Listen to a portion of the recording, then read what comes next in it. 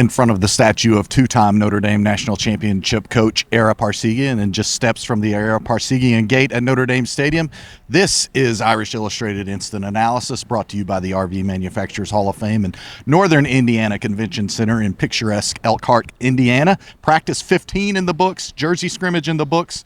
Not a quarterback named. The defense won. I've got the Tims on flanking me. TP, we'll start with you. No quarterback named. Not a lot of surprise there. No, I think earlier in the week I said it would probably be solved by the end of this weekend. But look, they have to evaluate. Well, first of all, he's not going to walk out and name a quarterback. And to be fair to the coaching staff, they have to go over the film and confer with one another. But it's two guys competing with each other. Marcus Freeman said there's no timetable on naming them, but you've got to expect that naming to come. I would still say early this week, again, after they've had an opportunity to evaluate what just happened in the stadium. More than 100 plays were run. Both quarterbacks ran with the first team. That was about the extent of the information that we heard about the quarterbacks. Yeah, T.O., he said he would not put a date on it, but he did say we have to name one fairly soon. And so we heard him talk about that both players are doing well, and that and Mike Denbrock as well saying, look, it's not a case of guys not winning it. They're both playing extremely well. Just what did you take out of specifically the comments of Marcus Freeman and Mike Denbrock as it pertains to the Irish QB battle between C.J. Carr and Kenny Minchey? Right. The one surprise I had was it was either Marcus or Coach Denbrock mentioned, we might even have another day of this. He mentioned today and tomorrow. I'm not sure what they have going on tomorrow that could inform them of the starting quarterback, but Denbrock, I believe, said it best. He's like, look, there are changes in an offense. If it's Kenny Minchey or C.J. Carr, it's up to him to accentuate their strengths, mitigate the weaknesses. They are different strengths and weaknesses. Both coaches said that. I had not heard it put that way. I mean, we always assumed it, that there are different strengths and weaknesses as there are in most, but to hear Denbrock say it was interesting. I asked Coach Freeman, what is the positive of this? Because you can't just be, there's great competition, that's the positive. And he gave me an answer I did not expect. He said, look, if there's an injury, both guys work with the ones. Sometimes you're a little messed up if you're always working with the twos. And then, for instance, that would have been the case last year for sure. The quarterbacks, in the last 2 years, the quarterbacks would have been working with the twos. That's kind of a high-level positive that you're not hoping for, but it's something besides just the old rote. Competition. Yeah, and again, to note, they did work today inside Notre Dame Stadium. It was the jersey scrimmage. They did have ACC officials tomorrow when we hear them talk about the work that could come tomorrow. Tomorrow's the mock game. That's more of a dress rehearsal, but the quarterbacks will have to show tomorrow, I think, again, inside Notre Dame Stadium, that they know how to get the team lined up, that they can manufacture or that they can control the logistics from the sideline to the huddle, get the team set up. So it is an incredibly important day from a dress rehearsal standpoint. TP, go ahead. Well, I think Mike Denbrock talked about what he likes about the offense and the depth at running back, the depth on the offensive line, the depth at wide receiver. I think, we've all concurred with that. You got to figure out the quarterback situation. And I understand now why it would be different. We've always known that C.J. Carr is more of a downfield passer and that Kenny Minchey's more of a runner. And that's why, I've argued that, like, the notion that, I really wanted a quarterback to jump out ahead of the other one. I get that, and I think that is preferable. But by the same token, if the starting quarterback gets nicked up in the first quarter, you want somebody that's at least comparable to the starter that was named. So anyway, I started to talk about the wide receivers. I think the wide receiving core is going to be very good.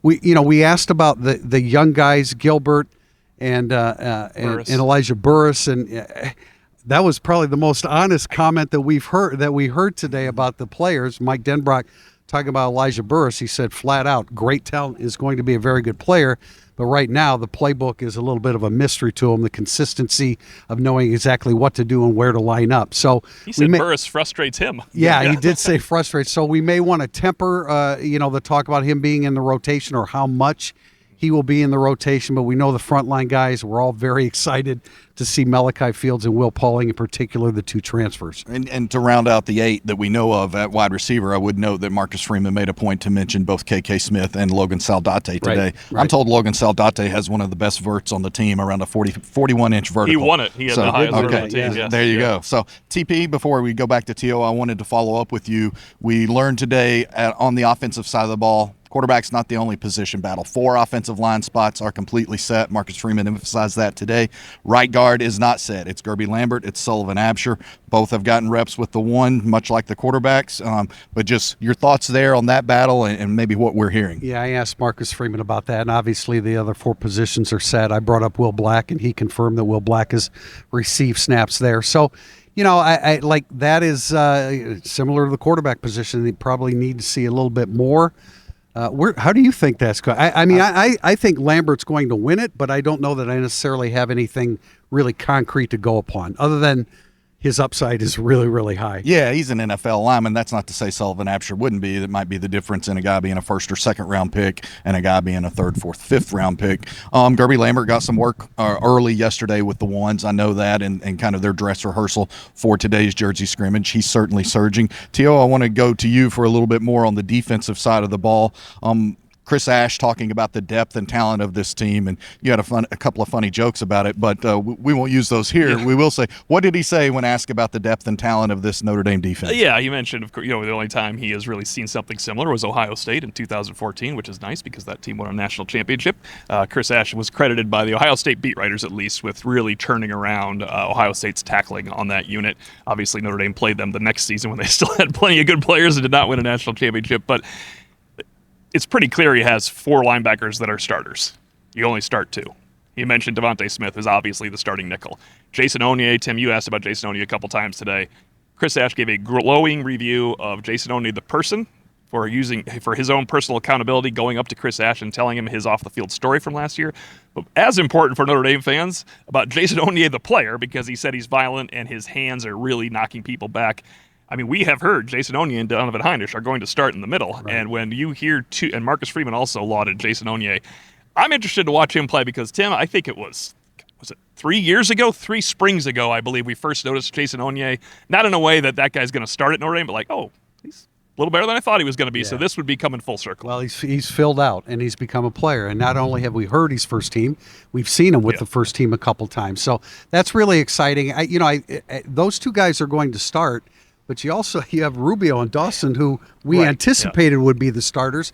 So if you can bring those 2 off the bench, that's a pretty good situation. And not to interrupt, JB, but I've said this once before. If it's Hinish and Onye for 35 and those guys for 28, that's 1A, 1B. If it's 40 versus 20, that's 1 versus 2. I think it'll be the former, right? We still believe it'll be pretty even. Yeah, and especially that opening game at Miami, Chris Ash funny today saying, well, yeah, we've had some good heat here to help us, but have you been in Florida in the summer? It's a lot worse than this. So, I think rotation up front along that defensive line, all 4 spots, but especially in the middle going to be key. Chris Ash also making it clear they'll rotate at linebacker. He feels good about the 4 safeties, Adon Schuler, Jalen Stroman, Luke Talich, and Tay Johnson. They're all 4 going to play, and he also noted to us when we asked him about it, Drake Bowen will be the primary communicator with the green dot on the helmet, but all the linebackers will be able to have helmets with the in-helmet green dot communication. And Marcus Freeman said, more importantly, those 4 safeties will all play.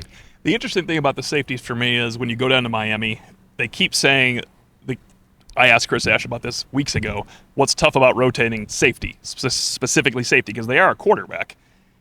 Communication is the key. I just think Jalen Stroman is going to start at Miami. I think Jalen Stroman, his ability to play, he's played a lot of college football.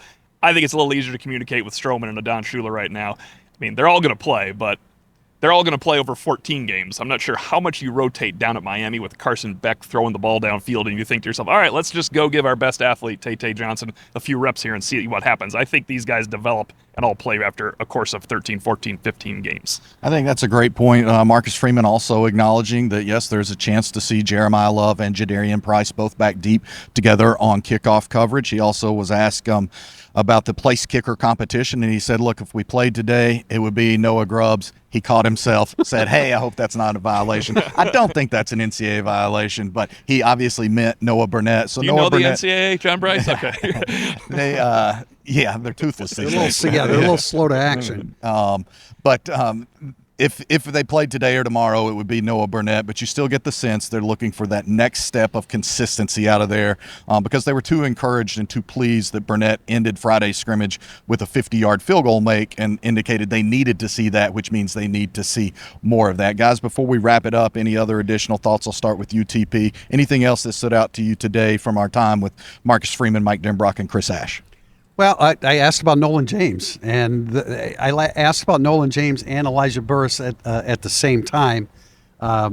Glowing report on Nolan James. You know, we know that Aeneas Williams has been banged up. Nolan James is a good football player. He understands the game. This is Mike Denbrock, understands the game, is an asset in the passing game as well.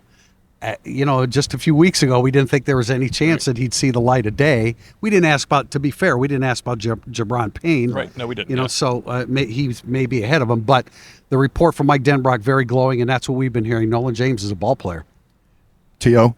Mike Denbrock said something we have been hinting at. You have used the word in the past, but it's still been hopeful. It's hopeful for Pete Sampson on our Irish Illustrated Insider, all of us. Eli Raridon, he called him elite. He said he's can be the next great Notre Dame tight end. I know you say it in the spring because you're trying to pump the guy up a little bit when he comes off a season. To say it now and to offer it now, I am very excited to watch Eli Raridon play, and you have been touting this possibility for over a year. Now it's great to see if it could come to fruition. It is great to see, and as we wrap it up here, I don't think any real mystery that the defense has been ahead of the offense consistently through 15 practices. Yes, they have a new coordinator, but they have a bunch of guys over there who have returned and played a lot of football. Notre Dame, on the other hand, is engineering an offense, and yes, it's year 2 for Mike Denbrock, but neither quarterback has really played significantly. That's the challenge for this Notre Dame offense. How does it elevate its game the next couple of weeks as Notre Dame shifts from training camp mode into game preparation? Again, Monday they will have a mock game that's kind of a dress rehearsal. They'll practice running off the sideline for kickoffs. They'll practice running off the sideline for offense, defense, all of those things. You'll have coaches in their traditional spots in the press box. You'll have the coaches that will be on the sideline. Side note, Chris Ash has let us know today that he will be on the sidelines during the game. He prefers that. So that's about it for today's Irish Illustrated. For T.O. and TP, from the top to the end, this has been the Irish Illustrated Instant Analysis, brought to you by the RV Manufacturers Hall of Fame and Northern Indiana Convention Center, as I said, in picturesque Elkhart, Indiana.